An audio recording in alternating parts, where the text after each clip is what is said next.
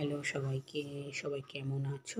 আশা করছি তোমরা সবাই খুব খুব খুব ভালো আছো, আর আমিও খুব ভালো আছি। এখন দেখো সকাল হয়ে গেছে আর ঘরের সমস্ত কাজকর্ম হয়ে গেছে, বিছানা গোছানো হয়ে গেছে। এখন আমি চা খাবো, কারণ একবার চা খাওয়া হয়েছিল, কিন্তু প্রথমে আমি চা খেতে গিয়ে একটু লেট হয়ে ভুলে গেছিলাম আর চাটা ঠান্ডা হয়ে গেছিলো। তাই দেখো চা নিয়ে বসে বিস্কিটটা আনা হয়েছে চা দিয়ে খাওয়ার জন্য। এই বিস্কিটটা আর এই দেখো চা। তো চলো খাওয়া দাওয়া করবো। করবো আজকে ফার্স্ট টাইম, তো কতটা কী করতে পারবো আমি জানি না, ট্রাই করব। সব বের করে নিয়েছি সবজি, আর আমি ভুল করে মনে ছিল না কলমি শাক আর লাউ শাক ডিপ ফ্রিজে অন্য কিছুর বদলে ওখানে রেখে দিয়েছি। ব্যাস কেমন হয়ে গেছে, এটা কি করা যাবে বলে মনে হয় না, কেমন হয়ে গেছে বানাতে। যাই হোক, বাঁধাকপি নিয়ে নিলাম, মাছের মাথা আছে সেটা দিয়ে করার ইচ্ছা আছে, আর এই যে সজনে ফুল, আর দেখি ডাল করবো। এই চলো, তো এই দেখো ঢেলে নিচে, এটাকে ভালো করে এবার ধুয়ে নেবো। দেখো তো দেখো এদিকে মাছের মাথাগুলোকে আমি ভেজে নিয়েছি।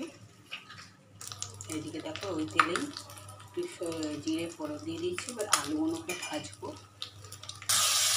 আলুগুলো দিয়ে দিচ্ছি, একটু আলুগুলোটা ভাজবো। আর একটু মশলা আমি করে একটু আদা জিরে আর জিরে করবো, আদা আর টমেটো আর কাঁচা লঙ্কা একটু ভাজা হয়ে যাক, করে রেখেছি। দেখো এটা মোটামুটি ভালো হয়ে গেছে, এটা দিয়ে বসে যাবে। এটা দিয়ে একটু জিরে একটু দেবো, তোমার নুন আর দিয়ে দেবো মশলাটা। দেখো মশলাটা দিয়ে দিয়েছি, এবার এটাকে একসঙ্গে কষাবো। ওইটা মোটামুটি হয়ে গেছে, এবার গরম মশলায় গুঁড়ো দিয়ে নামিয়ে নেবো।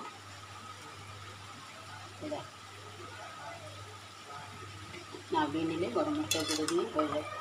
একটু ঝোল ঝোল না, সেটাই শুকিয়ে গিয়ে না পুরো শক্ত শুকনো হয়ে যাবে, তার জন্য। চলো দেখো বেশ 10 মিনিট মেখে রাখার পর এরকম হয়েছে কনসিস্টেন্সিটা। তো দাঁড়াও তোমাদের এবার ভেজে দেখাই। তো দেখো এটাকে এক এক করে নেবো।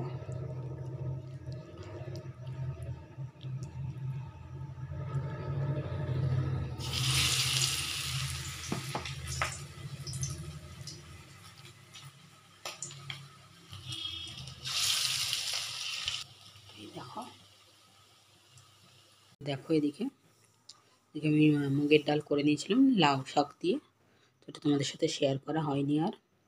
আর এদিকে দেখো খাবার নিয়েও বসে পড়েছি দুপুরবেলা। এই দেখো মাছের মাথা দিয়ে বাঁধাকপি, খেতে অসাধারণ হয়েছে বাঁধাকপিটা। মাছের মাথা দিয়ে জাস্ট অসাধারণ হয়েছে, খেতে দারুণ লাগে। আর বড়াটাও দারুণ হয়েছে, পোস্ত দিয়ে যেহেতু ভেজেছি বড়াটা, সেই জন্য খুব দারুণ হয়েছে, মচমচে হয়েছে, খুব সুন্দর।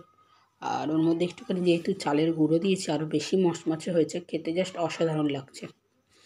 তো চলো আর দেরি করবো না, খাওয়া দাওয়া করে নিই, পরে তোমাদের সাথে বিকেলে কথা বলছি। অনেকটা রাত মানে কি এখন 8:30 বাজে।